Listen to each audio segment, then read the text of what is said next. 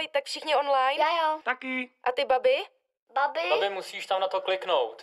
Ne na to babi, druhý. musíš tam na tu ikonku. Sluchátko, babi. Jeden svět, festival dokumentárních filmů o lidských právech. 10.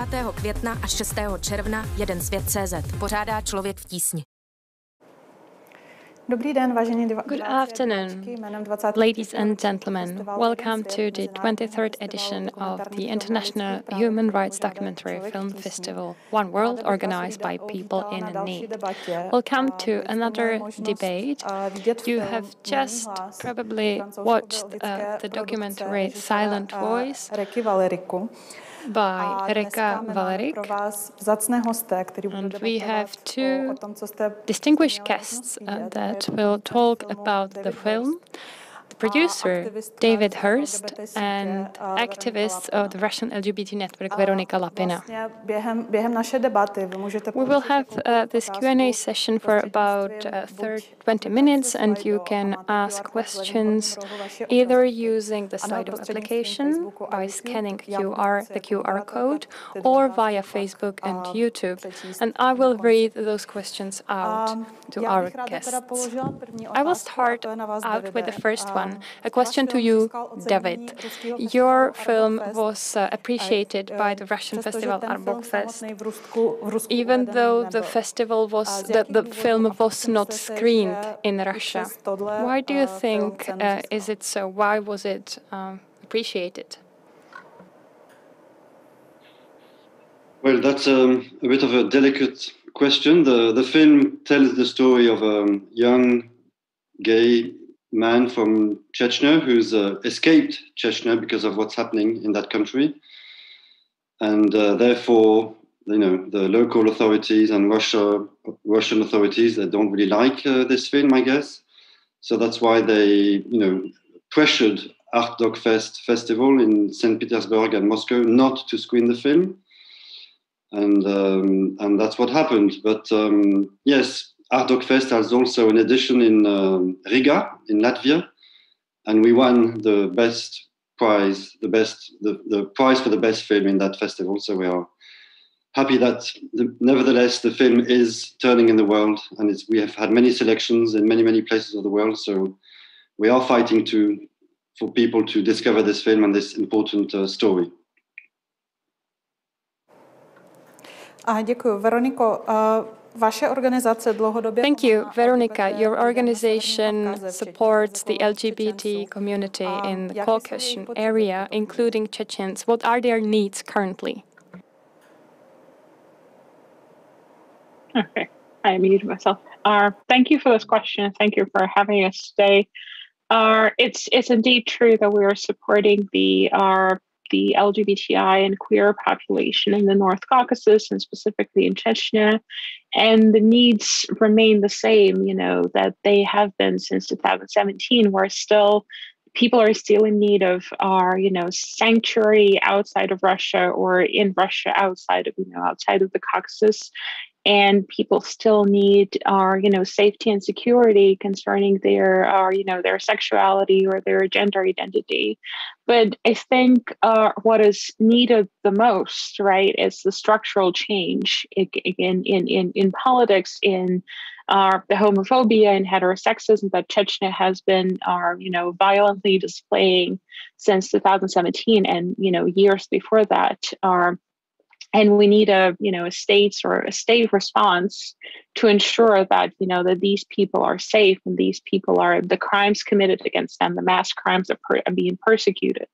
And this is definitely yet to come. So there are needs of concrete people who have been targeted with these mass persecutions, but also there is a need for a bigger change that we are currently advocating on different platforms. In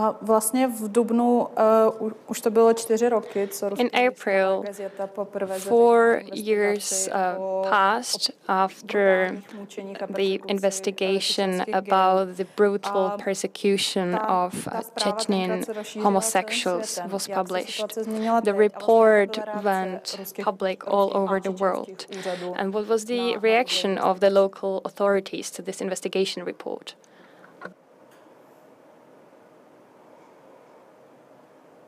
Is this the question for me? I'm sorry. Yeah, okay.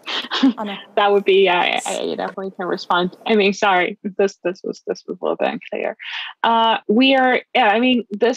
response from the Russian government sort of shifted, from the local authorities and from the federal authorities has shifted over time. The Chechen authorities have been neglecting, right, and denying the fact that not only the fact that there have been tortures and extrajudicial executions of LGBTI people and in any form of the purges, because they sort of argued that there is no homosexuality can exist in the Chechen Republic, right? That homosexuality is something that is foreign to the Chechen community, that imagines itself as a very heterosexual, very masculine, very sort of very normative, I would say. They imagine themselves as very normative. And this has been a very sort of a major disruption to this normative discourse that they exhibit. The federal authorities, right, they sort of didn't deny necessarily, but they asked for the proof to launch an investigation, right, against the Chechen authorities. And despite the fact that there were multiple individual complaints since 2017 and multiple complaints on our behalf, right, there is yet to be an investigation. There is yet to be any accountability that could exist if there was any action on behalf of the Russian state or the Chechen authorities. We have one question from the audience, and it probably goes to you, David. How did you convince the protagonist to be present in the film? Well,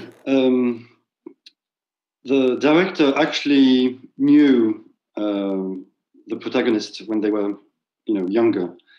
So when the protagonist arrived in Belgium, they reconnected, and the first few weeks and months, as we see it in the film, were extremely difficult for the protagonist. But quite quickly, he accepted the idea of the film.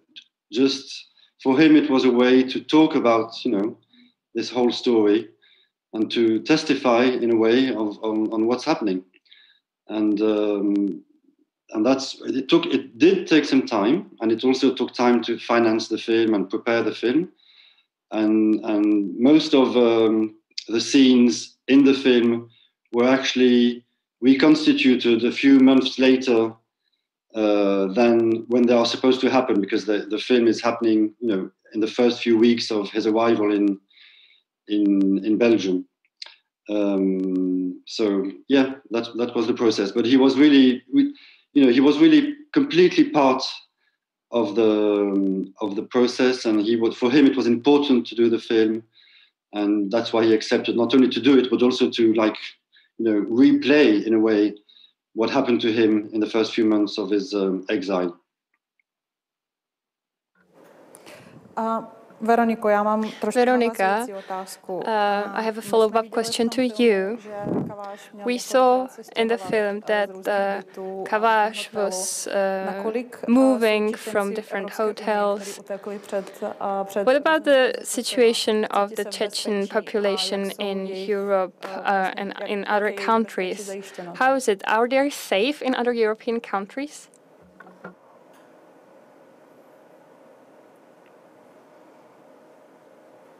I muted myself. Yeah, it's a great question. In the sense that, are Chechen refugees, right? Are Chechen queer population, Chechen LGBTI population safe anywhere in the world? Given that the first two Chechen wars gave the European countries a huge Chechen diaspora that is not necessarily does not necessarily adhere to the European values. And it's not just for me to portray the Chechen diaspora. It's this problematic setting, but in 2017, We had a situation where a German Chechen diaspora issued threats towards the LGBTI people from Chechnya, saying that if they flee Chechnya to Europe, they will trace them, right? And that they will still sort of, they will treat them in the same way that that the Chechen law enforcement authorities are treating them on the grounds, and that that showcases in a certain way the way that LGBTI or queer population from Chechnya is not 100% safe anywhere, right? Because we still have Chechen diaspora across the world is quite big, right? And not everyone is happy with the LGBT Chechens, and with the fact that, there is a discussion concerning our non-heterosexual sexuality that is happening currently, around Chechnya. And a lot of people, a lot of representatives of the Chechen diaspora consider this an attack against their values, their traditions, their mentality, their way of life, and they see this as a personal threat. So they feel like they need to react, right? That's why we see this. That's why we see the situation. So I wouldn't say I see different. Our beneficiaries are among them. I see different stories of how people rebuild their lives in Europe, and I see how a lot of them feel safer on a scale from being completely non-safe in Chechnya. They're definitely feeling safer in Europe or in other countries across the world where they now are being settled. But at the same time, I feel that they will never feel completely safe anywhere, because there is a continuous attack, right? And we see that. And this is something that we need to bear in mind, right? And I says this film, specifically portrays this, right? This is the situation of absolute lack of safetiness that is portrayed here. And I definitely applaud, the protagonist for his courage to be, to actually be able to, to tell the story as it is, right? And being brave enough to, to participate in this very outstanding project. Veronica, what was the reaction of Western governments in 2017 when many Chechen homosexuals were to leave Russia? I mean, we had different, we were able to establish different partnerships with Western governments and East European governments as well to assist our Chechen refugees in relocation. And there has been a lot of bilateral and multilateral requests for information from the Russian government, right? From the German authorities, from the French authorities, from the Council of Europe, from the Parliamentary Assembly, from the OSCE. And this attention, right, even though it's like the attention itself fluctuates, right, because people cannot necessarily focus on the crisis for so long, we still see a lot of stakeholders who continue their engagement with us, to make sure that the people who are responsible for these atrocities are held accountable for it. But the situation right now is certainly different, right? And the pandemic itself affected it, but also the fact that that this is a continued crisis. We see less governments willing to issue visas for the refugees. We see people, we see countries closing borders and limiting the capacity of the survivors to flee on their own, through using different means. And this is something that we have to deal with. And this is something that I think it's important to raise, because people remain in Chechnya. People remain in an unsafe situation. And this is definitely something that we as a global community need to address, to make sure that, we have more people who are in relative safety would feel are encouraged to speak, right? To speak in very different way, to voice their experiences in different ways publicly, as you know, as some of our beneficiaries like Maxim Lopunov and Amin Jabrailov did, but also are, you know, in a way, you know, through our, you know, through artistic means, like we've seen in this movie. And yeah, I think this is what is needed sort of to be done, and this is that we need to return to this question, you know, once again. Veronica, do you think there is a chance for at least some of the victims of torture to see a process, to see a judicial satisfaction of what they suffered, either in Russia, I mean, process either in Russia or on the international level? To be honest, I doubt that we will see any justice served in Russia, because there is a political situation that we can't necessarily affect at the moment, right? We have had multiple beneficiaries who have filed criminal complaints, their individual complaints, like Maxim Lopunov, like Aminat Larsanova, who was subjected to conversion therapy on the side of the state. Right, the recent cases of Ismail Isayev and Saleh Magamadov, who were abducted in Nizhny Novgorod, the two brothers who were tortured before for their sexuality and their publication in social media. I doubt there are structural obstacles that prevent the Russian government or the Chechen community to investigate crimes committed by the Chechen authorities. Right? We know this is a historically complicated relationship between Russia and Chechnya, and thus we, for the last, I think, 3 years at least, we have been advocating for an international process. And in February this year, we have launched a criminal complaint on the universal jurisdiction provisions in Germany.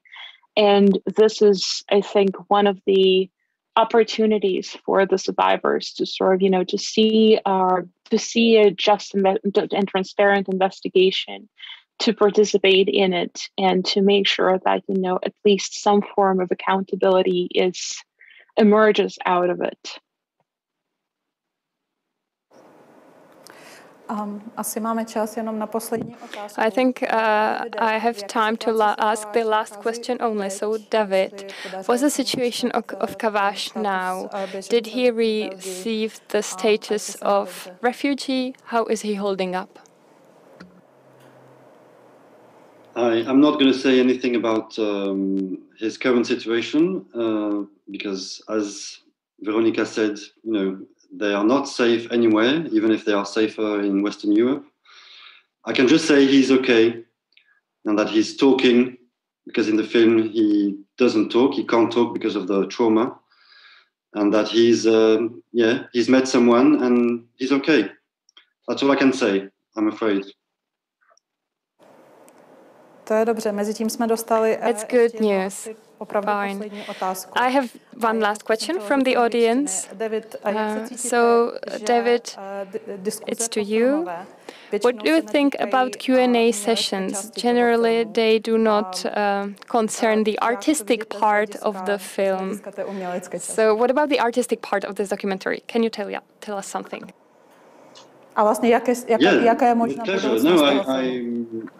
It was a very, very, very interesting process because as the public which has seen the film can realize, it was a big issue to make a film with a single character that we never see his face and we never hear his voice. And it's very difficult to have empathy or to incarnate a character when we can't see his face and can't hear his voice. And that was a big, big work we thought about during the writing and during the shooting. And we found a lot of different ways to show his body, to give an impression of his presence. And also we used the messages of his mother to incarnate his story. And that was a very, very exciting process. And we're quite happy of the result. And but it was a big issue to make a film when the main character, you can't see him and you can't hear him. So yes, maybe that's what I can add about the film and its specificity. Bohužel opravdu nemáme čas na další otázky. Excellent, thank you. Unfortunately, the time's up, but thank you very much, our distinguished guests. Thank you for coming here and talking about the Khavaj's story. Many thanks to the French Culture Institute, and looking forward to hearing or seeing you again.